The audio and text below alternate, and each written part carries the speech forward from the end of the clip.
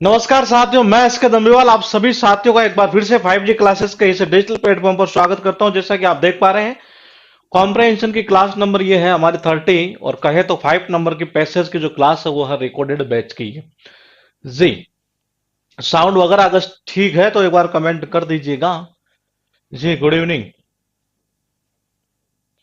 और क्लास की जो पीडीएफ है वो पहले से ही आपके पास में अपलोड की जा चुकी है, ताकि आप पहले से एक बार ये भाप लें, एक अच्छी तरह से देख लें कि हाँ किस क्वेश्चन का आंसर कहाँ और किस जगह होगा।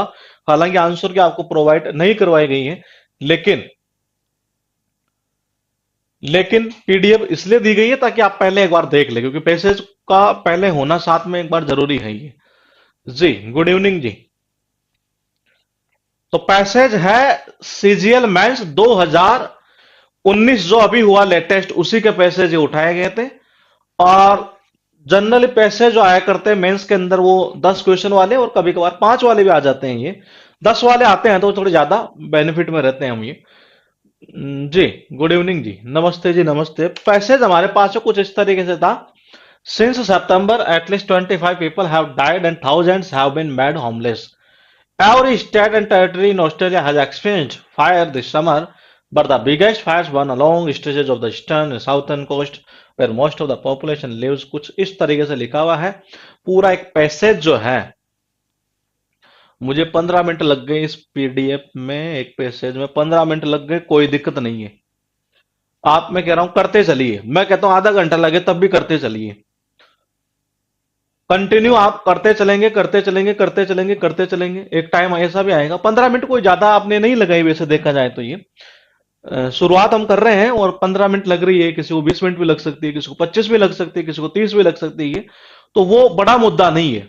मुद्दा ये है कि आप प्रैक्टिस कंटिन्यू करते रहें, वो जरूरी है, मेन चीज ये। ठीक है, तो देखिएगा एक बार। ये पैसेज था कुछ इस तरीके से। एक स्लाइड में यहां है, दूसरी स्लाइड यहां है, तीसरी स्लाइड यहां है, फोर्थ स्लाइड यहां पर है, यानी 4 स्लाइड में, मतलब काफी बड़ा पैसेज था यूं कहें तो ये। और 10 क्वेश्चन भी तो है ये। तो देखिए, मैंने कहा क्वेश्चन क्या क्या इसमें दिए हुए हैं, पहले एक बार हम वो देख लेते हैं। मैं आपके नॉलेज के लिए एक बार फिर बता दूं, मैं एक चीज और आपको बता दूं कि पैसेज के अंदर अगर मेंस में 10 क्वेश्चन पूछे जाते हैं तो उस परिस्थिति में यूं मान के चलिएगा कि एक दो क्वेश्चन आपको वोकैब से रिलेटेड देखने को मिलेंगे। तो जो हम वोकैब पढ़ते हैं ना साइनो एंटो में, ये वो यहां पर भी आपको बेनिफिट करेगी, इसमें कोई शक नहीं। जो वन वर्ड पढ़ते हैं वो यहां भी बेनिफिट करेंगे, जो इडियम्स पढ़ते हैं वो यहां बेनिफिट करेगी, और जो फ्रेजलो पढ़ते हैं वो भी यहां बेनिफिट करेगी ही करेगी, इसमें कोई शक नहीं है ये। तो देखिए, अब है हमारे पास में यहां पर एक ये लिखा कुछ क्वेश्चन, देखते हैं क्या लिखा है। Authorities how to focus on just stopping the spread rather than putting the fire out. This means that the authorities the authorities that the authorities ये कहना ये चाह रहा है कि ये जो इसने एक इन्वर्टेड कोमा में बंद की है, और इस चीज का ये मीनिंग पूछना चाह रहा है आपसे कि ऑथोरिटीज जो है वो क्या करना चाहते थे। वो सारी सारी चीजें इसमें यहां पर लिखी हुई है। अगर आपको एक फ्रेजलोव का पता होता, समझ रहे हैं ये मैंने कहा, फ्रेजलोव का पता होता, और दूसरा थोड़ा सा आप इस लाइन को समझते तो इसमें पैसेज में जानने की आपको जरूरत नहीं है। ये क्वेश्चन कुछ इस तरीके के हैं ये। क्वेश्चन नंबर 2 ऐसा लिखा है कि what is the long lasting damage that the bush fire have caused to the wild life in Australia. मतलब कह रहा हूं ऑस्ट्रेलिया में अभी जो एक आग नहीं लगी थी, ये आपको सबको पता, बहुत भयंकर आग लगी थी ये, तो मतलब कि जंगल में झाड़ियों में जो लगी थी एक तरह से ये, तो उसके द्वारा जो मतलब सबसे बड़ी जो क्षति हुई, सबसे बड़ा जो नुकसान हुआ, वो क्या चीज थी, ये एक क्वेश्चन आपके पास में ये है। तीसरा क्वेश्चन ऐसा लिखा है कि इनमें से वो कौन सा देश है जिसने जिसने सहायता नहीं भेजी थी फाइट से, आग से लड़ने में, ये ऑस्ट्रेलिया को। ये 4 देश है यहां पर, यूएस है, कनाडा है और न्यूजीलैंड और चाइना है, यानी 4 वो देश आपके पास में यहां दिए हुए हैं ये। चलते हैं थोड़ा सा आगे, और लिखा है कि some fires are also started deliberately. मैंने कहा था ना आपसे ये डेलिबरेटली। डेलिबरेटली एक ऐसा वर्ड है जो एग्जाम में सिनोनिम्स के अंदर पूछा हुआ है ये। डेलिबरेटली का अर्थ क्या निकलता है, इसका कहने का जो सेंस है वो ये है कि आपको पैसेज के ऊपर नहीं देखना इस क्वेश्चन को ये। तो डेलिबरेटली का मतलब होता है जानबूझ कर। ये तो देखो, ये तो होगा नहीं, एक्सीडेंटली भी नहीं होगा, अननोनली ये होगा जी। इसका अर्थ क्या निकलता है? जानबूझकर कोई काम करना। ये तो मैंने कहा आंसर कौन सा जाएगा? सीधा सीधा 4 नंबर। ही सीधा सीधा कौन सा? 4 नंबर। मतलब कि एक क्वेश्चन तो वो था जो पैसेज में आपको देखने की जरूरत नहीं है।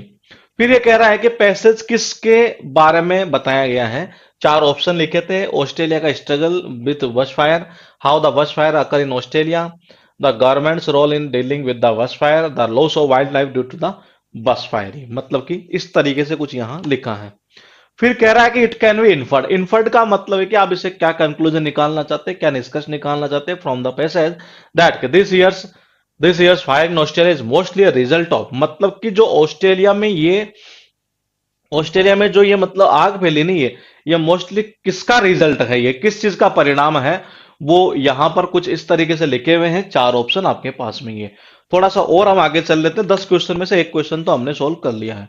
कभी भी ध्यान रखिएगा, इस टाइप के क्वेश्चन को पहले सोल्व ना करें आप किसी भी सूरत में। ये जो क्वेश्चन लिखा है ना, which statement is not true according to the passage के अकॉर्डिंग इनमें से कौन सा जो है सत्य नहीं है। मैं आपको बताऊं, जब आप फ्लो चार्ट बनाकर क्वेश्चन करते हैं तो यकीन मानिएगा उसी दौरान जब आप पैसेज को रीड करते हैं तो इस क्वेश्चन को भी आप कर चुके होते हैं। लेकिन कई बच्चे क्या करते हैं, सबसे पहले अगर इसी को अटेम्प्ट करने लग जाए या यही क्वेश्चन अगर पहला होता तो यकीन मानिए आप बहुत बड़ी गलती कर रहे हैं। आप बहुत बड़ी गलती कर रहे हैं इस क्वेश्चन को सबसे पहले कर कर। इसको कहां करना है? सबसे लास्ट में। ये तो अब मैं आपको चीजें धीरे धीरे और बताते हुए चलता हूं कि जब भी आपके पास में ऐसा क्वेश्चन आता है नॉट ट्रू, नॉट फॉल्स, तो उस परिस्थिति में या नॉट करेक्ट, इनकरेक्ट वगैरह जो भी है, ये ऐसे क्वेश्चन को सबसे लास्ट में अटेम्प्ट करना चाहिए, सबसे लास्ट के अंदर ये। क्योंकि ये निकली कहां से? पैसेज से निकला हुआ चीज है ये। तो सबसे लास्ट में इसको, ये थीम वाला जो क्वेश्चन है उस क्वेश्चन को आप सेकंड नंबर पर कर सकते हो। क्योंकि मैंने कहा थीम जो है, पैसेज का मकसद क्या है, पर्पज क्या है, वो सारी चीजें जो है अलग ही दिखाएगा आपको ये। वो अलग ही दिखाएगा। अगर वही चीज हिंदी में लिख दी जाती है आप आराम से कर देते हो उसको ये। लेकिन वही थोड़ा सा इंग्लिश में वर्ड लिख दिए गए, आप दिमाग वहां लगा नहीं पा रही है। तो मैंने कहा यहां पर इस जगह थीम वाला क्वेश्चन ये, और इसको हमेशा कहां करना है? लास्ट में करना है ये। आप देख लेते हैं एक क्वेश्चन और। द स्प्रेड ऑफ फायर, आग का जो प्रसार है, आग का जो फैलाव है, can be contained effectively by ये, किसके अंदर समाहित किया जा सकता है? मतलब किस चीज की बात कर रहा है ये? Digging earth boundaries, sparing fire restrained from the ground, और फिर कह रहा है sparing fire retardant from the air, spraying the forest with water. ये तो कुछ ऐसा क्वेश्चन एक यहां लिखा। फिर कह रहा है कि जो अपोजिशन है, कोई अपोजिशन का तो काम यही है। अपोजिशन का काम क्या है? सत्ता पक्ष में जो बैठा है उसकी तो हमेशा निंदा करना ही है। तो वहां पर भी ऐसा ही हुआ कि ये कह रहा है कि the opposition on Australia is criticising the government. Government की जो निंदा है ना, ये वो अपोजिशन क्यों कर रहा था? ये गवर्नमेंट की निंदा क्यों कर रहा था? उसके पीछे कोई वजह होगी ये। तो देख लेते हैं थोड़ा सा और आगे चलकर। फिर कह रहा है कि where did the biggest fire burn in Australia. मतलब लास्ट में देना चाहिए था इस क्वेश्चन को पहले, लेकिन दे दिया सबसे लास्ट में कि जी कहां पर हुई है ऑस्ट्रेलिया के अंदर सबसे बड़ी इतनी बड़ी ये आगजनी वगैरह जो भी हुई है एक तरह से ये। तो वो यहां पर इसने लिखा है कि along the western and southern coast. मतलब कौन से कोस्टल एरिया में हुई वो? वेस्ट साउथ में हुई है कि ईस्ट नॉर्थ में हुई है, वेस्ट नॉर्थ में हुई है या ईस्ट साउथ में हुई है? तो देखो क्वेश्चन का सिस्टम क्या बैठ रहा है ये। एक क्वेश्चन तो आपके पास में था वो डेलिबरेटली वाला, तो मैंने कहा ऐसे क्वेश्चन को पैसेज से नहीं किया जाता, वो डायरेक्टली किया जा सकता है ये। एक क्वेश्चन तो ये था। दूसरा क्वेश्चन ये था कि वो कौन सा देश ऐसा है जिसने सहायता नहीं भेजी। भाई 4 दिए थे उसने, चाइना, न्यूजीलैंड, कनाडा और यूएस। तो किसने सहायता नहीं भेजी? एक क्वेश्चन हमारे पास में ये था। फिर ये कह रहा है कि जी आग जो फैली है ना वो ऑस्ट्रेलिया में कहां फैली? ये आग जो है ना ये वो कहां पर फैली? एक क्वेश्चन ये है। तीसरा ये कह रहा है कि गवर्नमेंट का जो क्रिटिसाइज कर रही है अपोजिशन ये वो क्यों कर रही थी? तो 4 क्वेश्चन तो आपके पास में ये हैं। और एक क्वेश्चन क्या था हमारा कि जो अथॉरिटीज है, वो नहीं था स्टार्टिंग वाला क्वेश्चन एक तरह से पुट आउट करने वाला ये। तो मैंने कहा एक क्वेश्चन हमारे पास है वो था जिसको पैसेज से कोई जरूरत हमें थी नहीं है। तो 5 क्वेश्चन तो हमारे पास में ये हो जाते हैं इस फ्लो चार्ट के थ्रू ये। इसके अलावा ये कह रहा है कि जो ये इतनी बड़ी मतलब ये सबसे बड़ी जो डैमेज हुई थी एक तरह से ऑस्ट्रेलिया में ये, जब वो आग लगी है तो वो सबसे बड़ी डैमेज क्या थी? ये जो ना लंबे समय तक रहने वाली है ये। तो सबसे बड़ी वो डैमेज क्या थी, एक क्वेश्चन कुछ ऐसा था,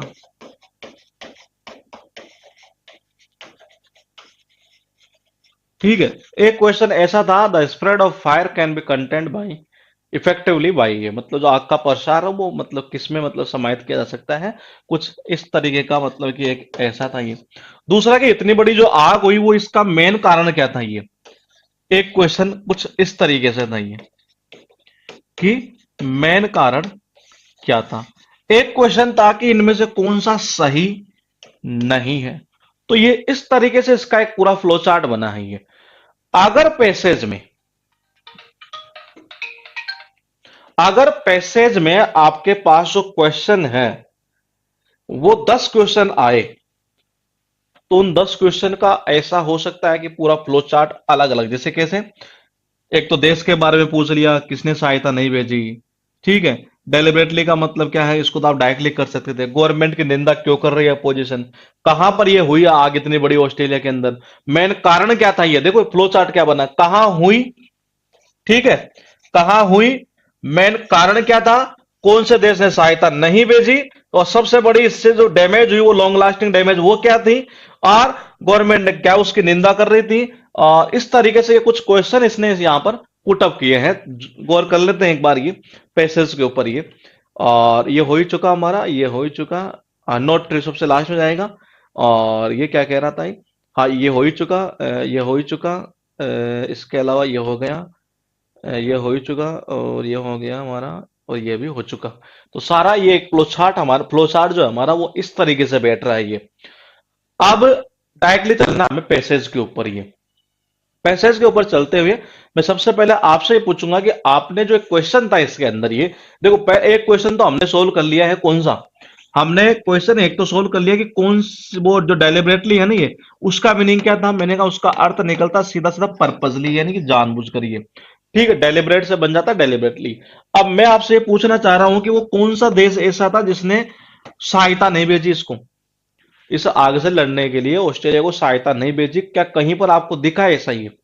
मैंने कहा पूरे पैसेज को पढ़ोगे नहीं है, मतलब इस तरीके से फ्लो चार्ट बना है कि देखो ऑस्ट्रेलिया में आग कहां फैली, पहली चीज तो ये, ठीक है, फिर उसके बाद में फैल तो गई, ठीक है जी, मैंने कहा इसका मुख्य कारण क्या था, ठीक है, सबसे बड़ी डैमेज क्या हुई, सहायता किसने नहीं भेजी, गवर्नमेंट वहां की जो है उसके अपोजिशन क्यों उसकी मतलब निंदा कर रहा था ये, और जो अथॉरिटीज जो मतलब उसमें लगे हुए थे वो एक पुट आउट से रिलेटेड एक था, यहां पर ये इस जगह ये एक क्वेश्चन आपके पास में कुछ इस तरीके से था ये, तो मतलब एक ऐसा फ्लोचार्ट इसका बना है ये। तो आपके अकॉर्डिंग वो कौन सा देश है और वो कहां ऐसा मेंशन किया गया है, जरा बताइएगा। ये पूरा पैसेज है, काफी बड़ा पैसेज यहां पर लिखा हुआ है ये। और मैंने कहा पैसेज को करने का सुंदर तरीका यही है कि आप उसका फ्लो चार्ट बना लें, और फ्लो चार्ट बनाएंगे तो यकीन मानिए पैसेज को आप इजीली कर पाएंगे। मैंने कहा स्टार्टिंग में थोड़ा सा डिफिकल्ट, थोड़ा सा बोरिंग लगता है, इसमें कोई शक नहीं है, लेकिन जॉब लगनी है तो करना तो पड़ेगा, ठीक है। हाँ, तो आप क्या कह रहे हैं, आंसर आपके अकॉर्डिंग जो आ रहा है वो कह रहे हैं कि चाइना आ रहा है ये। चाइना कहीं पर इसने बताया है ऐसा ही है?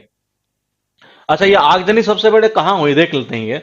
Since September at least 25 people have died and thousands have been made homeless, ठीक है। Every state and territory in Australia has experience fire this summer, ठीक है, but the biggest fire burn along stretches of eastern and southern coast. देखिएगा एक बार ये सबसे बड़ी जो आगजनी है नहीं, वो कहां पर फैली है, वो यहां फैली है, ईस्टर्न एंड साउथर्न, यानी आपका जो आंसर वो ये होना चाहिए, आपका जो आंसर है वो ये होना चाहिए, एक क्वेश्चन का आंसर तो ये, ठीक है। आगे चलते हैं, वेयर जहां पर most of the population live, जहां पर मतलब कि अधिकांशतः जो पॉपुलेशन रहती है ना, ये जनसंख्या रहती है वहां। This includes area around Sydney and Adelaide, मतलब कि इस एरिया ने किस किस को इंक्लूड किया, उसने सिडनी को भी किया और एडिलेड को भी किया। More than 6.3 million hectares, more than six six more than 6.3 million hectare, यानी कि 63,000 स्क्वायर किलोमीटर, और या कहे तो 15.6 मिलियन एकड़ हैव बीन बर्न्ड सो फार, इतना तो जल चुका था जी, अब तक इतना तो जल चुका था, ये जल चुका है ये। एंड 1 हेक्टेयर इज रफली the size of a sport field, ठीक है। To put that in perspective, around around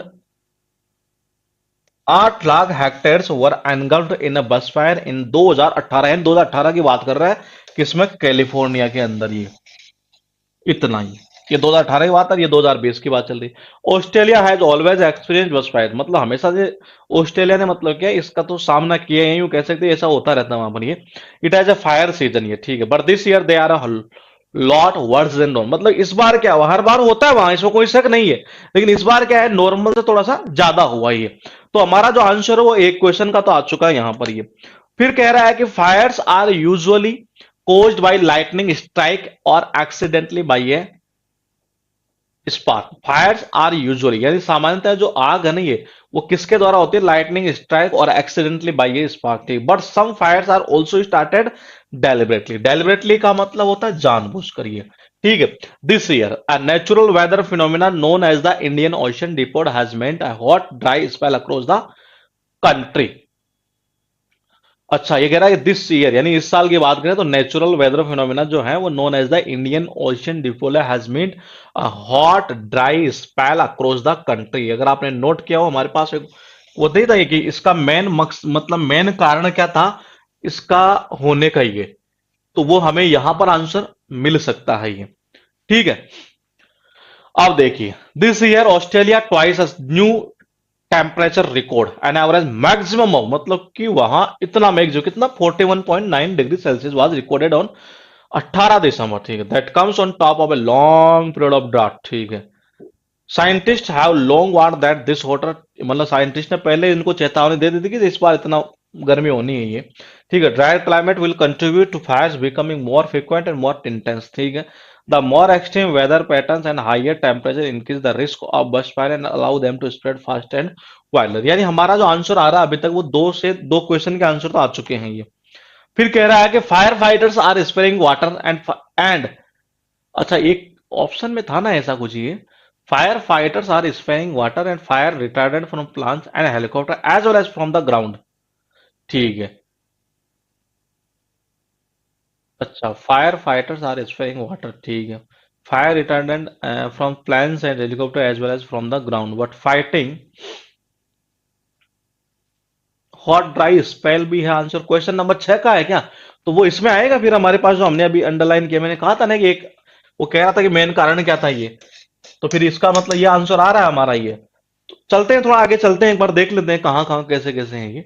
फिर कह रहा है कि the spread can for instance be best contained by digging earth, ये देखो ये एक क्वेश्चन था इसमें, the spread of fire can be contained effectively, ये कुछ याद आ रहा है ये, ऐसा एक क्वेश्चन था हमारे पास में ये। इसका मतलब उसका आंसर यहां आ सकता है ये, यहां इसके पास पास में रहेगा आंसर, यहां तक कर देते हैं इसको, यहां तक आंसर रहेगा ये। फिर कह रहा था प्रायोरिटी इज सेविंग लाइव्स, ठीक है जी। Professional fire fighters are the first in line to battle the flames but they are outnumbered by the thousand of volunteers, three of them have died, ठीक है। There is also help coming from abroad, मतलब विदेश से भी सहायता आ रही थी, the US Canada and New Zealand. इसका मतलब यह है कि चाइना से सहायता नहीं आई, इससे हमें यह पता चल रहा है कि चाइना से सहायता नहीं आई। एक क्वेश्चन का आंसर ये, दो डेलिबरेटली तीन, और एक अभी हो गया चार, पांच, पांच के आसपास तो आ चुके ही, ठीक है। Have send the fire fighters to help, ठीक। Australia police military and navy are involve in rescue, rescue operation मतलब समझते हैं बचाव को जो होता है अभियान ये, एंड इवैक्यूएशन एफर्ट्स। इवैक्यूएशन ये बहुत इंपॉर्टेंट वर्ड है, ये एग्जाम में सिनोनिम से आता है, ध्यान रखेंगे, इसका अर्थ निकलता है बाहर निकालना ही है, खाली करना ही है। रेस्क्यू भी सिनोनिम से पूछा हुआ है ये। While people can flee, flee का मतलब भाग जाना है एक तरह से ये। The fires and are being evacuated if need be, the flames are devastating wild life in the affected areas. One study estimated that 500 million animals have died in New South Wales alone. मतलब समझ रहे हैं ये, एक अध्ययन किसी ने वाली स्टडी की होगी तो उसका यह आकलन था कि 500 million एनिमल, मतलब 1 बिलियन का आधा, यानी आधा बिलियन जो है जानवर तो जो है have died in New South Wales, मतलब अकेले इसके अंदर मर जाना ये, तो यानी बहुत बड़ी सती होना है एक तरह से। शायद वो क्वेश्चन का जो आंसर है वो कुछ हो सकता है यहां पर आ जाए हमारा, हम देखते हैं थोड़ा सा आगे चलकर ये। फिर क्वेश्चन आपके साथ, सॉरी यहां पर लिखा है फिर ये, zoo keepers tack animals home to save them from fire but the fire don't only kill animals directly, they also destroy the habitat having the sir living the survivors vulnerable even when the fires have gone. इसका मतलब है कि यहां पर, यहां वहां से लेकर यहां तक हमारा आंसर मिल सकता है हमें ये। फिर कह रहा है एक्सपर्ट्स से more than 1 lakh cows and sheep may also have been lost, which is devastating for farmers here. Each state runs its own emergency operation, but Prime Minister Scott Morrison has promised better funding for firefighting and payout for volunteer firefighters and additional $2 million, यानी कि 1 यहाँ क्या लिखा है इसने, अच्छा $1.4 billion और $1 billion जो है for the recovery, but the national government has come under strong criticism, यानी यहां पर अब ये निंदा स्टार्ट हो गई है जी, but the national government has come under strong criticism from its opponent that की it has not been doing enough against climate change. उसकी निंदा क्यों कर रही थी, वो यहां पर आ गया। एक आंसर यहां से आएगा, the country is one of the world's biggest per capita green house gas emitters, ठीक, but under international agreement it has committed itself to reduction targets. फिर क्या कह रहा है, फिर हो चुके जी सारे ही, तो कहां कहां क्या क्या आंसर है, एक बार हम इस चीज के ऊपर गौर कर लेते हैं। ये इस क्वेश्चन को अभी करते हैं, फिलहाल देखिए ये सबसे पहले ये कह रहा है कि what is the long lasting damage that the bush fire have caused to the wild life in Australia. सबसे बड़ी जो है ना ये, वो क्या थी इनमें से, ये 4 ऑप्शन आपके पास में लिखे हुए हैं, ये बताइए सबसे बड़ी क्षति आपके अकॉर्डिंग जो है क्या होनी चाहिए। देखो वहां जिक्र इसका भी हुआ है, इसका भी जिक्र हुआ है और इसका भी जिक्र हुआ है, ये इन तीनों में से आप अपने अकॉर्डिंग क्या करते हैं कि लॉन्ग लास्टिंग जो डैमेज है वो क्या होनी चाहिए आपके अकॉर्डिंग। ये जो अभी हमने देखा, मैंने कहा तीनों का ही जिक्र हो गया उसमें, ये इन तीनों का जिक्र हुआ है, बताइए।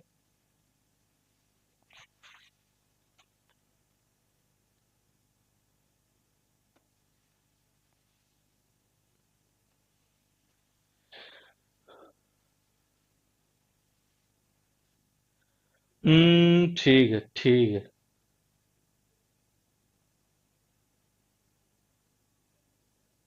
हाँ तो बहुत बड़ी क्षति आपके अकॉर्डिंग आप ये कह रहे हैं, 1 नंबर बिल्कुल सही है ये, कि fires have not only killed, मतलब उस आग ने जो है जानवरों को ही नहीं मारा केवल डायरेक्टली, बट आल्सो उनके जो हैबिटेट है ना, जो उनके रहने की जगह, उसको भी खत्म कर दिया। तो इससे बड़ी क्षति तो शायद मेरे हिसाब से इनमें से कोई है नहीं है। सबसे बड़ी क्या कह रही है कि ये जो आग है उसने जो है वो क्या किया, एक तरह से ये वो सबसे ज्यादा तो मतलब इसको किया, हैबिटेट को किया, जानवरों को किया, मतलब जानवरों न केवल इनको बल्कि उनके हैबिटेट को भी खत्म। तो इसका मतलब ये हुआ सबसे बड़ी जो सत्य थी वो कौन सी थी इसमें से, ये 1 नंबर वाली है। थोड़ा सा हम आगे चलते हैं और क्वेश्चन की तरफ चलते हैं, सीधा आंसर आ रहा है जी चाइना।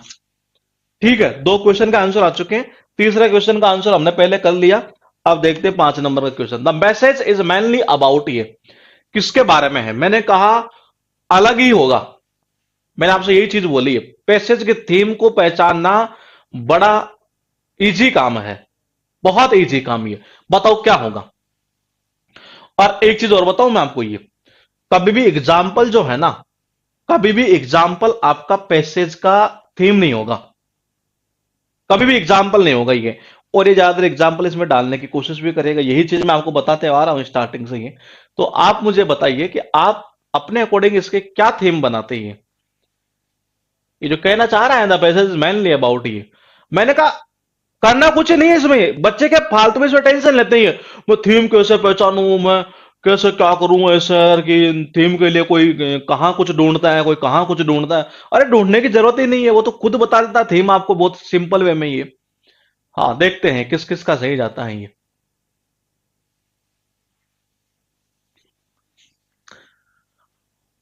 बिल्कुल सही है, आंसर कौन सा होना है कि ऑस्ट्रेलिया का संघर्ष किससे, बस फायर के साथ में, किसका संघर्ष, ऑस्ट्रेलिया का संघर्ष। ये आप देखो ये कैसे मतलब घटित हुई ऑस्ट्रेलिया में, मैंने कहा तो एग्जाम्पल के रूप में है, द गवर्नमेंट का क्या रोल था उसको डील करने का, ऐसा कोई थीम होती है कभी है, the loss of wild fire due to bush fire, कहां आप समझ रहे हैं, ये कहां आप समझ नहीं पा रहे, मैंने कहा था loss of wild life due to bush fire, ये बस फायर की वजह से जो है मतलब कि इसके कारण जो है ड्यू टू इस ये कारण यहां पर शो किया गया है इनकी लाइफ का लॉस होना, ये जबकि एक्चुअल में क्या है, पूरा ऑस्ट्रेलिया जो इससे संघर्ष कर रहा है, तो आंसर कौन सा जाएगा? एक नंबर। मैंने कहा अलग ही दिखेगा।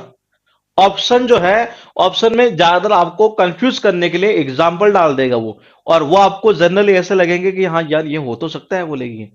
तो ये एक्चुअल में इसकी थीम क्या होनी चाहिए कि ऑस्ट्रेलिया का संघर्ष। ये अगर आप टाइटल पढ़ते हैं, देखिए मैं आपको और एक तरीका बताता हूं। ये सपोज कीजिए इस पूरी आग का, ऑस्ट्रेलिया में आग लगे, और कल आप पेपर पढ़ते हैं दैनिक भास्कर या जो भी है, द हिंदू वगैरह, द हिंदू कर लेते हैं हम ये, तो उसकी हेडिंग क्या होती है?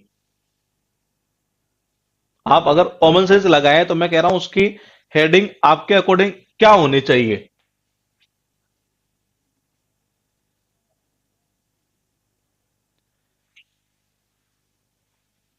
हेडिंग क्या ऐसे होगी? Loss of wild life due to bush fire, या ऑस्ट्रेलिया का संघर्ष। इससे क्या पता चल रहा है? यहां आग भी लगी ऑस्ट्रेलिया में, उसने कैसे संघर्ष क्या है किया ये, तो इसका मतलब ये आएगा इसका आंसर, ना कि जाएगा 4 नंबर। ये क्वेश्चन आपके पास में 6 नंबर पर ये कह रहा है इट कैन बी इन्फर्ड, मतलब कि क्या कंक्लूजन निकाल सकते हैं आप ऐसे से कि this year fire in Australia is mostly a result of ये, कि इस साल जो ऑस्ट्रेलिया में आग लगी ना वो मेनली क्या कारण था उसका ये। तो इसमें बताया तो है कहीं ना कहीं, ये कुछ याद आ रहा है? ये हमने एक किया था ये कि इस बार इस साल मतलब हुआ क्यों ये, मतलब हमेशा होता रहता है ये, लेकिन इस बार क्यों हुआ? मैंने कहा था ना कि उस लाइन में 4-5 लाइन मैंने अंडरलाइन की थी ये, कि वहां पर आंसर होगा ये। आग से जूझता ऑस्ट्रेलिया, बिल्कुल सही है। तो मैंने कहा थीम बनाना। अब देखो इसको आज या दिमाग में जो ये चीज आई है न्यूज़पेपर वाली, बहुत अच्छी चीज आई है ये। हकीकत बताऊं तो मैं आपको, ये बहुत अच्छा पॉइंट पकड़ में आया कि न्यूज़पेपर में आता तो क्या आता है ये, बताइए। ये इसका आंसर आया है इसमें, मैंने कहा था वो एक जगह आया था इसमें आंसर ये, कि हर साल तो होती है लेकिन इस बार जो हुई नहीं है उसका क्या कारण था ये। वो कारण ये रहा, as a result of an extraordinary hot and dry spell. ये देखिएगा एक बार, शायद मुझे से याद आ रहा है कि ऐसा आया है हमारे पास में ये। वो 4-5 लाइन कहाँ की थी हमने ये,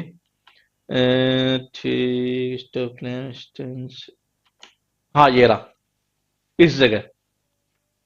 हाँ बिल्कुल सही है जी, टेम्परेचर बढ़ गया था। This year a natural weather phenomena known as the Indian has been a hot dry spell across the country. ये रहा। तो ये आंसर आ रहा है डायरेक्टली हमारा इस जगह से। क्वेश्चन के ऊपर चलते हैं और 7 नंबर देखते हैं, नॉट ट्रू।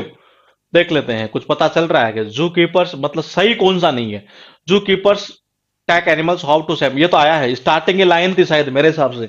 मुझे इसे याद आ रहा है एक स्लाइड में ऊपर ही ऊपर सबसे टॉप पर लाइन थी क्या ये, हाँ ये देखो सबसे टॉप पर थी ना ये। फिर क्या कह रहा है? The volunteers out number the professional fire fighters, ये भी आया है। ये आया है उस जगह बीच में आया था ये, जहां ऑस्ट्रेलिया का प्रधानमंत्री जो था उसने ये कहा था ये ऐसे ऐसे करेंगे। फिर कह रहा है कि अराउंड लगभग 8 lakh hectares have been destroyed due to a bush fire in Australia. शायद ऐसा कुछ आया नहीं, मुझे से लग रहा है कैलिफोर्निया यहां पर था जिसकी घटना थी 2018 की, ये थी 2020 की ये।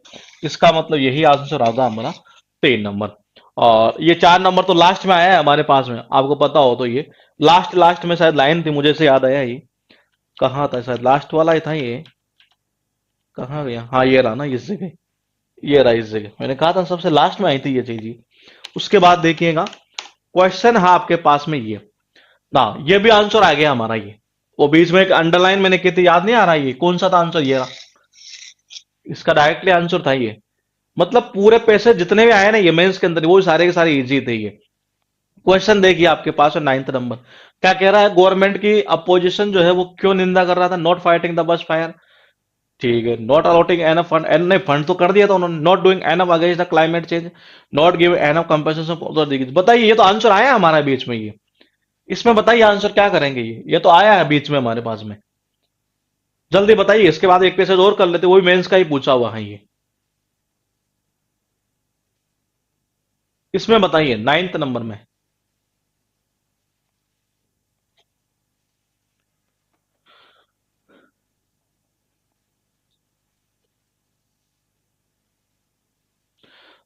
बिल्कुल सही है।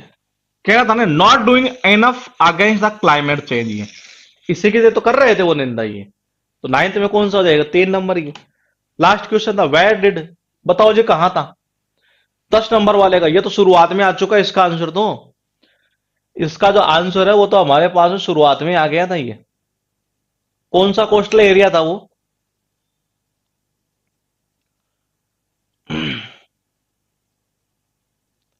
शुरुआत में स्टार्टिंग में आ गया था ये।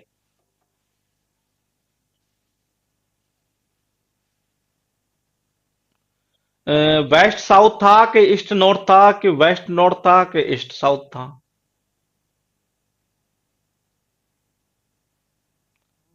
बिल्कुल सही है जी। कौन सा था? ईस्ट और साउथ वाला कोस्टल एरिया ये। तो यही तो था। ये तो आंसर हुआ 4 नंबर। ये इसी मेंस का पूछा हुआ है ये। और मैंने कहा जितने पूछे हुए ना आप सारे करेंगे, बस फ्लो चार्ट बनाते हुए। मैंने कहा स्टार्टिंग में थोड़ा सा लगता जरूर है बोरियत इसमें, ये इसमें कोई शक नहीं है ये। और लेकिन धीरे धीरे करते हुए आप चलेंगे ये, तो मैंने कहा आप आराम से कर लेंगे ये। लेकिन मैंने कहा सीढ़ी सीढ़ी चलेंगे तो एक दिन में कोशिश मत करना ये कि मैं एक दिन में हीरो बन जाऊं, तो वो संभव नहीं है जी। ठीक है। अब देखिए आपके पास में ये भी शायद उसी पेपर का है ये। The Celts who lived in Britain before the Roman invasion. Invasion का मतलब होता है आक्रमण। ये एग्जाम में एज ए शायद इन्वेड से बनाया हुआ इन्वेजन ये पूछा हुआ शायद ये। could be said to have created the first towns. Celts in southern England lived in hill forts which were quite large settlements.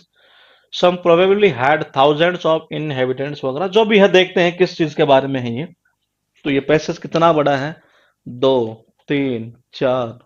अच्छा खासा है। क्वेश्चन नंबर एक। अच्छा एक रह गया क्या?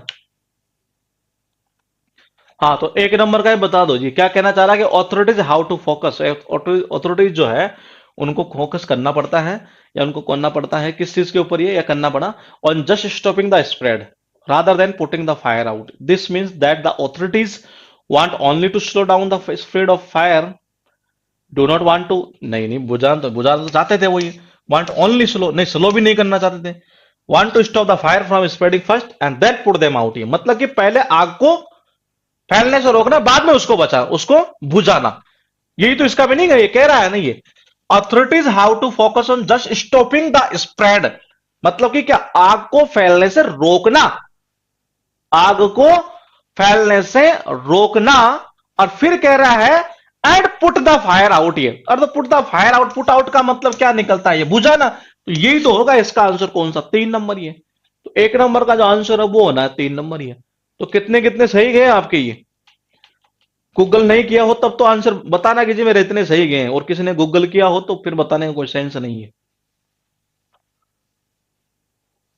अब है ये पैसेज, और ये भी उसी का है। मतलब उसी से पेपर का है, पता नहीं कौन सा, लेकिन ये अभी का है। सीजीएल मेंस 2019 के पेपर जो आए हैं ये, उनमें से आप किसी भी पैसेज को करेंगे ये फ्लो चार्ट बनाते हुए आप इजीली कर जाएंगे। मैं फिर कह रहा हूं ये टॉपिक बड़े इजी होते हैं ये। इनमें ऐसा कुछ नहीं है कि आपको पेपर पढ़ना है। देखो पेपर पढ़ने की आदत कब बनेगी? जब तक वो केप स्ट्रॉन्ग नहीं होगी तब तक बनेगी नहीं आदत ही। तो देखिए मैंने कहा पैसेज देख लेते हैं, उसके बाद कुछ क्वेश्चन देख लेते हैं। क्वेश्चन के अंदर पहला क्वेश्चन जो है 11th नंबर का, वो था यहां पर इस जगह 9/10। ठीक है।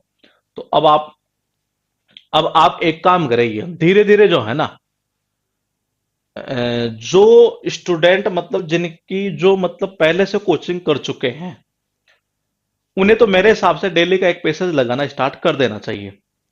जो एयरफोर्स वाले हैं और जो डिफेंस वाले बच्चे हैं इसमें, उन्हें भी डेली करना स्टार्ट कर देना चाहिए।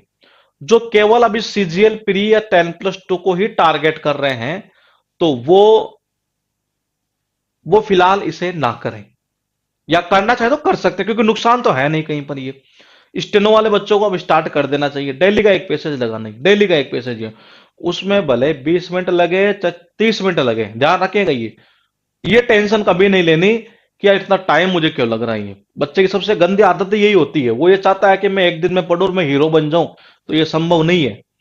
हीरो बनने के लिए बहुत मेहनत करनी पड़ती है ये। और मेहनत वैसे ही होगी, सीढ़ी बाई सीढ़ी जो चढ़ेंगे ना ये, तो मेहनत होती है। तो यहां पर देखिए ये लिखा था match the words with their meaning. ये अब देखिएगा एक बार क्या क्या लिखा है इसमें। ये कह रहा है कि आपको मैचिंग करनी है। इसका मतलब ये है कि यहां पर अगर आपको मीनिंग आती होगी, मतलब सिनोनिम्स एंटोनिम्स आपके अच्छे होंगे, तो आप इजीली कर लेंगे ये। देखो डेक्लाइन का मतलब क्या होता है? किस चीज का कम होना, किसी चीज का कम होना। तो कम होना तो इनका तो अर्थ निकलता नहीं है। ड्विंडल, ड्विंडल का अर्थ निकलता है क्या? कम होना ये। स्टेनो के टेस्ट देना स्टार्ट कर दूं? देखो स्टेनो में मैं आपको एक चीज बताऊंगी। आप में से कई स्टेनो वाले अगर ऐसे हो जिनको स्टेनोग्राफर की जो वो होती है ना, एक वो टेस्ट होता है ये, अगर स्टेनोग्राफर आपको नहीं आती है तो आप फालतू में टाइम जाया ना करें। सीधी सी बात बताऊं, ये आप केवल इसी बेस पर ये देना चाह रहे हो कि नहीं मुझे पेपर देना है, तो मैं तो कहता हूं पेपर दे लेना। लेकिन आप इस बेस पर अगर आप ये कह रहे हैं कि मेरे स्टेनोग्राफर तो मुझे आती नहीं है, अरे नहीं आती तो क्यों फालतू मतलब किसी की पोस्ट को खराब करें हम ये, क्योंकि आपका हो भी जाएगा तब भी आप स्टेनोग्राफर इतनी जल्दी सीख नहीं पाएंगे ये। तो अगर आपकी स्टेनोग्राफर आपको आती है तो आप कर लीजिएगा ये, क्योंकि कई बच्चे ऐसे होते हैं, मैंने देखा है ये, अरे यार पेपर दे लेते हैं, अरे पेपर देकर क्यों किसी के पोस्ट को खराब करते हैं आप, ये वो गलत चीज है ना ये। तो आप अगर अशोक आप पेपर दे रहे हैं, आपका स्टेनोग्राफर अगर आपको आता है तो आप पेपर दीजिए, मैं मना नहीं कर रहा हूं ये, लेकिन मैं कह रहा हूं स्टेनोग्राफर आपको आए तो ही उसमें सेंस है नहीं है। फालतू किसी की पोस्ट को खराब करने से कोई मीनिंग नहीं निकलता उसमें ये। तो मेरा ये मानना है स्टेनोग्राफर आपको आती है तो आप पेपर दीजिए, आपको नहीं आए तो कोई लॉजिक नहीं है पेपर में आपको बैठने का, पेपर बैठ भी जाइए, लेकिन फिर भी मेरा मानना है कि वो थोड़ी सी गलत चीज है ये। और बाकी आपका व्यू अलग हो सकता है, मेरा हो सकता है अलग व्यू हो ये। तो फिलहाल देखिए मैंने कहा डेक्लाइन ये, तो आपके स्टेनोग्राफर आपको आती है तो आप पेपर दीजिए ये, और टेस्ट देना आप स्टार्ट कर सकते हैं, कोई दिक्कत नहीं है। तो देखिए मैंने कहा डेक्लाइन ये, डेक्लाइन का मतलब होता कम होना, यानी कि बी को 3 से मैचिंग करेगा, और बी को मैंने कहा 3 से मैचिंग यहां पर हो रही है, यहां पर हो रही है, इसको खत्म कर दो, यानी कि 2 ऑप्शन जो है आपके पास में वो बच गए ये। अब इनमें से अगर आपको एक का पता चल जाए, तो मैंने कहा एक का पता इजीली चल रहा है, बोले किसका, फाउंड और क्रिएट। मैंने कहा फाउंड और क्रिएट, इसका मतलब यह है एक के साथ में 2, तो मेरे अकॉर्डिंग तो आंसर जानना चाहिए 2 नंबर। और आपको क्या लगता है ये, इस क्वेश्चन का आंसर आपके अकॉर्डिंग क्या होना चाहिए?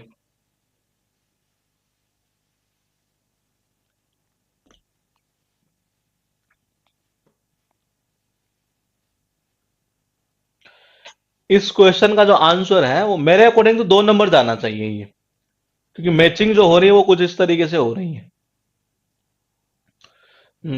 ठीक है, ठीक है, ये मैसेज किया, अच्छा हाँ ठीक है।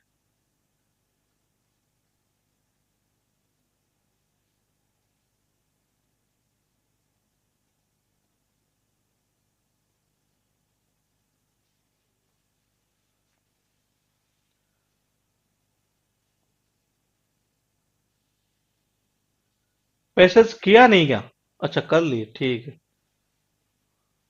तो इनमें से देखो 2 का हमें पता है, तो हमारा आंसर डायरेक्टली आ रहा है यहां पर ये।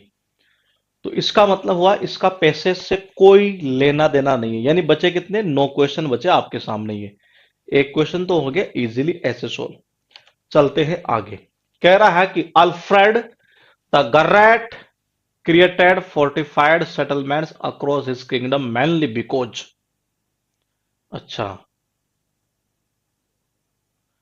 ये कह रहा अल्फ्रेड द ग्रेट, अल्फ्रेड की बात की जा रही, महान अल्फ्रेड ने क्या किया, क्रिएटेड फोर्टिफाइड सेटलमेंट्स, ठीक है, across his kingdom mainly because, ठीक, नहीं प्री में पैसेज नहीं आएगा, प्री में क्लोज टेस्ट आएगा, प्री में क्लोज टेस्ट आएगा जी। तो इसके बाद वही स्टार्ट करेंगे हम, क्योंकि उधर हमारे ग्रामर के पॉइंट भी अब हो रहे हैं इसलिए। तो Alfred the great created fortified settlements across his kingdom mainly because people could live there. They provided shelter from Danish attacks. Merchants could come and sell their goods there. Craftsmen could craft their artifacts there. ये देख लेते हैं एक बार आगे चलकर थोड़ा सा। The hills forts of Celts were called, यानी जो सेल्स है इसकी जो हिल फोर्ट्स है वो क्या कहलाती है? ये 4 ऑप्शन आपके पास में दिए हुए, ओपिडा, बर्स, सेंटर्स, फोरियम। थोड़ा सा और आगे चलते हैं। Who were the first creator of the town in England, यानी इंग्लैंड में मतलब जो है पहला जो क्रिएटर था किसका, पहले जो सबसे पहले जो फाउंड किया या जिसने क्रिएट किया एक तरह से टाउन को, ये वो कौन था? सेल्स थे कि एंजल्स थे कि सैक्सons थे या रोमन्स थे ये? तो कुल मिलाकर एक क्वेश्चन का आंसर यहां पर देख लेते हैं ये। फिर क्या कह रहा है, सम, हाँ यहां से पता है ये मैंने आपको एक फ्रेजल करवाई है, ये सॉरी इडियम्स करवाई है। Some work created from scratch, the towns which started from scratch were created by first. तो ये कहना चाह रहा है which the some work created from scratch, the towns which started from scratch were created by first year. तो मुझे बताइए क्या आपको याद है ऐसा स्टार्ट फ्रॉम स्क्रैच? हमने कुछ किया है कि ये एडीएम ये, या नहीं किए तो बताइएगा ये, क्योंकि अब तो मुझे खुद को स्लाइड में पता ही नहीं चल पा रहा कि अब इसमें कौन सी होगी कौन सी नहीं हुई है। 32 तक हमारी हुई है अभी तक ये। तो स्टार्ट फ्रॉम स्क्रैच, ये अगर आपको ये फ्रेज ईडीएम आती होगी तो आप इजीली इसका आंसर दे देंगे। ये कह रहा था starting a market, stabilising a settlement, building houses, building a fort.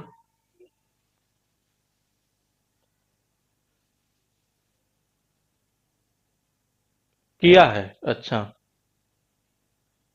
तो देखते हैं क्या क्या आंसर है। Which of the following was the capital of England during the Midvale times, यानी मध्यकालीन का जो समय था ना ये, उस दौरान अंग्रेज स्टार्ट फ्रॉम बिगिनिंग। हाँ तो फिर इसका मतलब आंसर आ जाएगा हमारा ये। तो देखिए मैंने कहा कि मध्यकालीन का जो समय है नहीं, उस दौरान इंग्लैंड की जो राजधानी है वो क्या थी, मतलब छोटे छोटे क्वेश्चन इसमें लिखे हुए हैं। ये राजधानी क्या थी, स्टार्ट फ्रॉम स्क्रैच, हाँ बिल्कुल स्टार्ट फ्रॉम स्क्रैच का मतलब क्या था, शुरुआत करना। तो ये डायरेक्टली आंसर आ रहा था इसका, तो ये इससे दे सकते थे, मतलब पूरे पैसेज को ना देके तब भी ये। तो एक तो इंग्लैंड की राजधानी क्या थी, और इंग्लैंड में जो सबसे पहले जिसने टाउन को क्रिएट किया वो कौन था। फिर कह रहा है कि सैल्स की जो हिल फोर्ट्स है वो क्या कहलाती है, किसने क्रिएट किया टाउन को, सेल्स की हिल फोर्स क्या कहलाती है। और जो अल्फ्रेड के बारे में बताया गया है कि उसने जो मतलब कि क्या किया था, fortify settlement country mainly because, ठीक है। 6-7 क्वेश्चन के बाद कह रहा है व्हाट ले इन the centre of Roman towns, ये तो किस चीज की बात कर रहा है, मार्केट प्लेस है, रेजिडेंस है, टेम्पल्स है, बाथ्स है, मार्केट प्लेस है ये, यानी रोमन जो टाउन्स है ना ये उसके सेंटर में, ये व्हाट ले मतलब क्या चीज की बात कर रहा है वो देख लेते हैं ये। और फिर कह रहा है कि at first the invaders avoided living in towns who is are being referred to here as invaders, यानी ये कहना चाह रहा है कि यहाँ पर जो ये इन्वेडर्स है ना ये वो कौन है, ये इन्वेडर जो है ना ये वो कौन है, कि वो सैक्सन, एंजल्स एंड जूड से पता नहीं क्या क्या नाम है, अल्फ्रेड द ग्रेट या सेल्स या रोमन। एक क्वेश्चन ये है।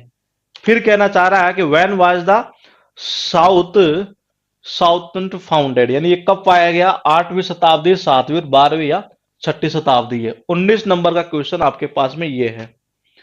फिर कह रहा है कि the passage is mainly about, talks about, ये तो आपके पास में टोटल क्वेश्चन हुए कुछ इस तरीके से। ये देखो एक तो पूछ ली इसने थीम, एक हो गया हमारा पहला क्वेश्चन, मैंने कहा डायरेक्टली कर सकते थे बिना पैसेज के। एक क्वेश्चन था आपका start from scratch, start from scratch जिसको इसका पता होगा वो डायरेक्टली वैसे ही कर लेगा, पैसेज में जाने की जरूरत ही नहीं है। 3 क्वेश्चन के आंसर तो ये हुए हमारे पास में इस जगह। एक कह रहा है कि शताब्दी से रिलेटेड, वो कौन सी वो शताब्दी है, ये कब वो फाउंड किया गया था, मतलब कौन सी शताब्दी के अंदर ये। और इसके अलावा एक क्या कहना चाह रहा था वो, जो ये हिल्स जो था ना, ये क्या बोलते हैं इसको, हिल साइड जो है मतलब वो क्या कहलाती है, कुछ ऐसा कुछ क्वेश्चन था ये। और एक राजधानी जो है मतलब कि वो क्या थी, और जो इन्वेडर था मतलब जो जो आक्रमणकारी थे वो किसके बारे में बात कर रहा है, मतलब वो कौन थे, एक तरह से ये उस वर्ड के बारे में बात कर रहा है ये। तो ये इस प्रकार से एक थोड़ा सा हमारे पास है दिमाग में छोटा मोटा एक फ्लो चार्ट यहाँ पर क्रिएट होता है। ये वर्ड्स देखो थोड़े से अटपटे हैं, समझ रहे हैं, यानी एग्जामिनर का टारगेट पता है क्या रहता है ये, उसका मकसद ये रहता है कि ऐसी चीज डाली जाए जो दिमाग में डायरेक्टली हिट ना हो, हमेशा उसकी कोशिश ये रहेगी ये। और वो ऐसा किसके साथ होगा, जिसकी पहले से प्रैक्टिस नहीं होगी उसी के साथ होगा ये। तो देखिए मैंने कहा एक तो थीम पूछ ली, पहला क्वेश्चन था वोकैब से बेस, तो 2 क्वेश्चन तो आप डायरेक्टली कर सकते थे। इस क्वेश्चन को भी देख लेंगे क्या क्या कहना चाहता है। Increase of trade in England, the development of markets in England, the early life in England, the history of towns in England, ये। और ये शताब्दी की बात कर रहा है, यहाँ इन्वेडर कौन है उनकी बात कर रहा है, और जो रोमन टाउन है उसके सेंटर में मतलब क्या ले है वगैरह जो भी है ये, ठीक है। उसके बाद कह रहा है कैपिटल की बात कर रहा था, स्टार्ट स्केच हो ही जाएगा, डायरेक्टली हो जाएगा। पहला जो क्रिएटर था वो टाउन्स का वो कौन था, मतलब ये आपके पास लिखे हुए हैं, और कह रहा है कि जो सैल्स उसके हिल्स फोर्ट्स वो क्या कहलाती है, अल्फ्रेड द ग्रेट ने क्या क्या किया, कुछ इस तरीके से ये सारा एक पैसेज यहाँ पर दिया गया है। अब मुझे बताइए कि आपने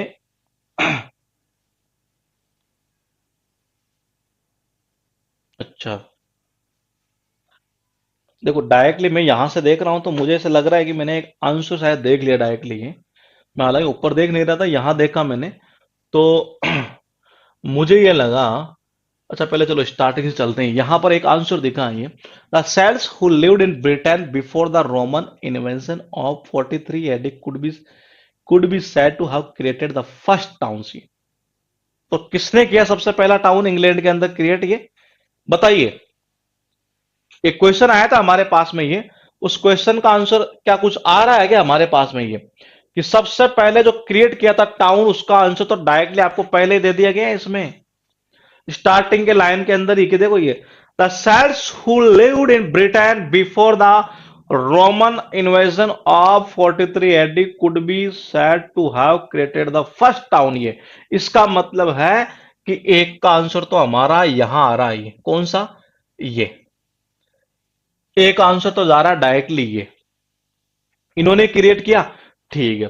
फिर क्या कह रहा है ये, सैड्स इन southern England lived in hill forest, देखिएगा कहां रहते थे, सैड्स इन southern England lived in hill forest which were quite large settlements.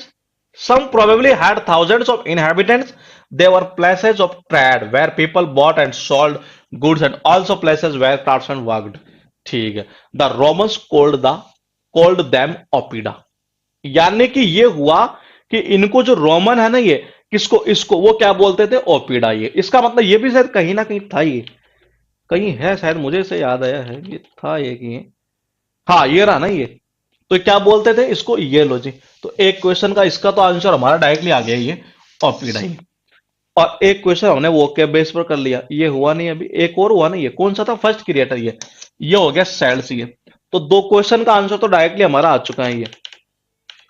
अब देखते हैं यहां पर ये, फिर कह रहा है कि however the Romans created the first settlement that were undoubtedly towns. Romans towns were usually laid out in a grid pattern. In the center was the forum or marketplace. ये कुछ याद आ रहा है, what lay in the center of Roman towns, कुछ ऐसा एक question था हमारा ये, कुछ याद आया ये,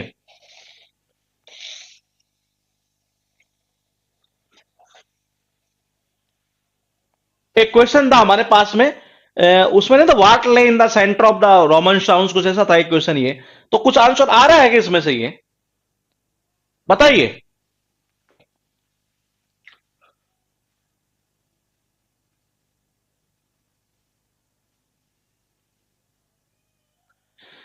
लिखा है कि however the Romans created the first settlements that were undoubtedly towns, ठीक है जी, Romans towns were usually laid out in grid pattern, ठीक है। फिर क्या था, in the centre was the forum और मार्केट पैलेस, यानी ये हमारे पास में एक क्वेश्चन था, और वो क्वेश्चन कहाँ है, यहां नहीं, या ये तो हो ही गया, इसको वैसे कर लेंगे। मध्यकालीन भारत के दौरान जो है इंग्लैंड की राजधानी अभी आया नहीं, ये रहा,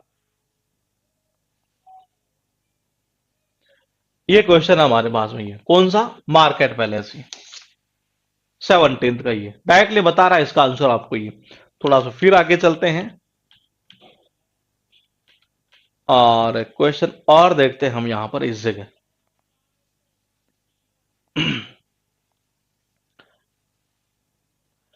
लाइफ,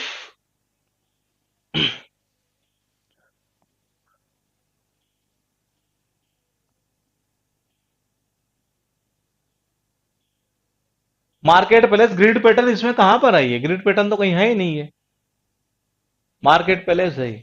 हाँ ठीक है। फिर कह रहा है it was lined with public building, life in Roman towns was highly civilised with public baths and temples, life in Roman towns was highly civilised with public baths and temples, ये थोड़ा सा चलते हैं आगे फिर देखते हैं। From the fifth century, from the fifth century, कह रहा है कि 5वीं शताब्दी से ये Angles, Saxons and Jutes invaded England. At first the invader avoided living in town, ठीक है।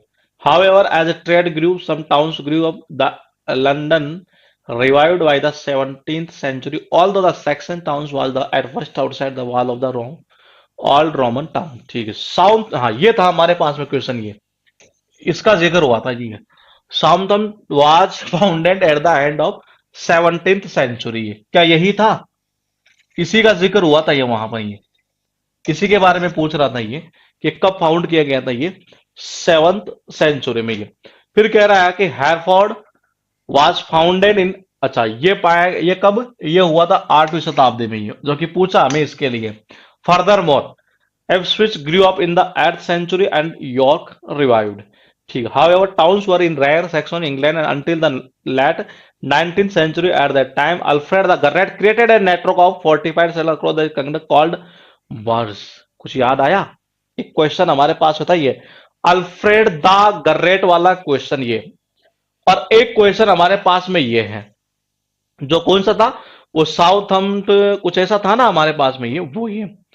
तो एक तो हमारे पास जो आंसर आ गया इसका ये, और दूसरा मैंने कहा कि एक क्वेश्चन आया था अल्फ्रेड द वो ग्रेट, क्या था उसका? Great created certified fortified settlements across his kingdom mainly because, क्योंकि क्योंकि क्यों किया था वो देखिए गई, क्या at that time Alfred the Great created a network of fortified settle across his kingdom called burhs, ठीक है। In the event of Danish attack, men could gather in the local were, however, wars were more than 40।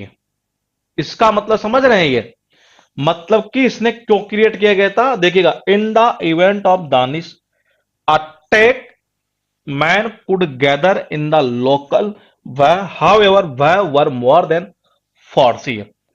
तो इसका मतलब हुआ ये, यहां पर इस जगह कुल मिलाकर इसका आंसर हमें मिल सकता है। देख लेते हैं एक बार, अगर ऐसा कुछ होगा तो ऑप्शन में ये, और ये हो ही चुका हमारा। अच्छा एक वो भी तो था ना ये, कौन सा था वो? इन्वेडर वाला ये, कि इन्वेडर कौन थे ये? तो देखो ये रहा, फ्रॉम द फिफ्थ सेंचुरी, ये और ये इन्वेडेड इंग्लैंड, ये तो इसका मतलब इन्वेडर कौन हुए? ये तीन हुए ये। तो क्या कुछ था क्या हमारे पास में ऐसा क्वेश्चन ये, कि जिसका आंसर ये तीनों थे हमारे पास में ये? एक क्वेश्चन आया तो था, वो कौन सा था ये? इन द फर्स्ट, ठीक, हाँ ये था ना इन्वेटर वाला जो क्वेश्चन था ये, वो क्वेश्चन था हमारा, कहाँ गया? ये हो ही गया, ये अभी तक आया नहीं शायद ये, देखते हैं एक बार इसको। मार्केट प्लेस हो ही गया, हाँ ये रहा, यही तो थे वो इन्वेटर, ये तीनों के तीनों ही, तो ये इन्हीं के लिए आया था यहाँ पर ये। ठीक है, तो यानी कि हमारा आंसर कौन सा हुआ? 1 नंबर। तो ये क्वेश्चन भी हो चुका। अब कौन सा बच गया हमारे पास में? ये हो ही गया, कौन सा था ये? 7th के अंदर, ठीक है, 8th में, हाँ 7th में ये। फिर क्या हुआ? पैसेज, अभी इसके बारे में बात करेंगे। यानी दो ही क्वेश्चन शायद रहे होंगे हमारे पास में, ये कौन कौन से हैं? एक तो ये मध्यकालीन जो समय था, मतलब उसके दौरान इंग्लैंड की राजधानी, और एक क्वेश्चन और था, हाँ ये। इस क्वेश्चन का आंसर जो है ये, कह रहा है कि Alfred the Great created fortified settlement across his kingdom mainly because people could live there, they provided shelter from Danish attacks, merchants could come and sell their goods, craftsman could craft their craft artefacts there. ये 4 option आपके पास में है यहां पर इस जगह। क्या करेंगे इसका आंसर आप ही?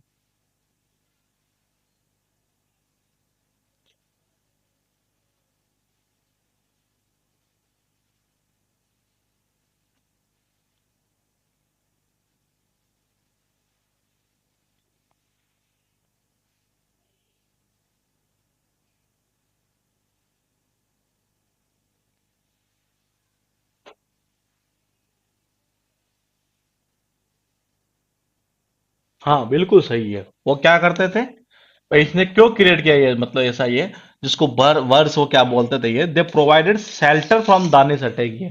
हाँ तो आंसर होगा ये। अब लास्ट क्वेश्चन बचा होगा शायद हमारे पास में ये, देख लेते हैं। ये काफी बड़ा है, पैसे आंसर आ चुके हैं यहीं तक ये। There were also town some birds were started from scratch. हाँ देखो, स्टार्टेड फ्रॉम स्क्रेच का मतलब क्या होगा, देखिएगा ये, but many were created out of the ruins of old Roman towns. Places like Winchester, Rose, Phoenix, Vikes from the sage of history. The thing that would strike us most about medieval towns would be their small size. Winchester, चलो जी ये भी आ गया answer कि Winchester थी इसकी, ये क्या किसकी, द कैपिटल ऑफ इंग्लैंड, ये प्रोबेबली हैड अबाउट 8,000 पीपल, मतलब 8,000 पीपल ये। Eight that time a large town like Lincoln and Dublin.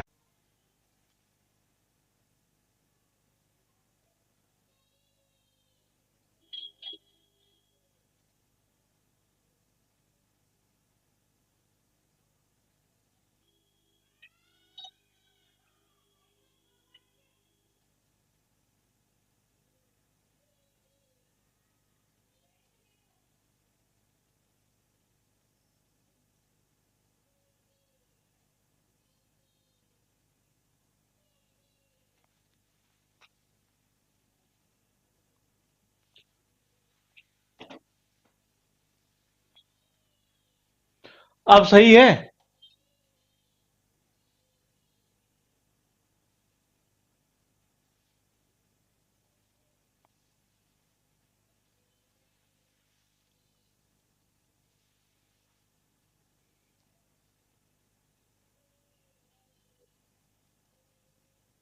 ठीक है,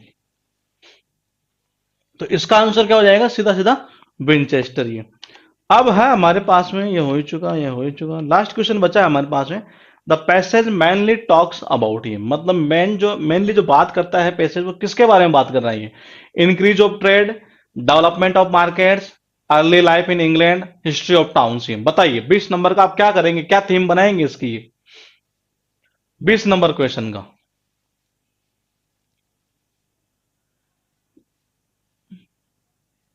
20 नंबर क्वेश्चन की आप क्या बनाएंगे थीम इसकी, ये पूरे पैसेज को पढ़ने के बाद में अगर आप चाहें तो हम थोड़ा सा और पढ़ लेते हैं पैसेज को एक बार। कहाँ लिखा है, किस जगह पैसेज में, ठीक है यहाँ हो गया, ठीक है देख लेते हैं। They were also market town, some birds were started, इतना यहाँ तक कैपिटल ये कर चुके हैं। फिर last town like Lincoln and Dublin had about, ये हो चुका। थोड़ा सा आगे चलते हैं ये। However during the 20th and 13th centuries most towns grew much larger. Furthermore, many new towns were created across Spain. Trade and commerce were increasing, and there was a need for new towns. Some were created from existing villages, but some were created from scratch. तो created from scratch का मतलब होता है starting करना एक तरह से ये, from existing villages, but some were created from, ये होगा। In those days, you could create a town simply by starting a market, ये यानी starting के market, ये कह रहा है देखो, you could create, ये you could create a town, ये तो वो क्रिएटिंग टाउन नहीं था, ये तो ये क्रिएटेड फ्रॉम स्क्रैच है, तो इसका मतलब स्टार्टिंग अ मार्केट ये। There were few shops, so if you wish to buy or sell anything you had to go a market once was up and, ठीक है। मतलब पूरी तरह से अगर बात करें तो इंग्लैंड के जो टाउन्स है, उनके एक इतिहास के बारे में बताया गया है, कौन कैसे क्या हुआ, जो भी है सारा का सारा सिस्टम। तो आंसर आएगा हमारा कौन सा, इसकी जो थीम बनेगी वो बनेगी लास्ट वाली, the history of towns in England. एक क्वेश्चन और था हमारा, वो भी हम देख लेते हैं। स्टार्ट फ्रॉम स्क्रैच का मतलब कह रहा है ना स्टार्टिंग ए मार्केट, ये इसका अर्थ निकल रहा है। ठीक है, तो ये था हमारा क्लास नंबर, हमारी कौन सी थी, ये 5th नंबर ये। ठीक है, कल मिलेंगे हम वोकेब और ग्रामर की क्लास के साथ में, ये आज नहीं लेंगे भाई, कई बच्चे कहते हैं कि संडे को छुट्टी रख दिया करो, तो कल मिलेंगे हम आपसे ग्रामर और वोकेब की क्लास में।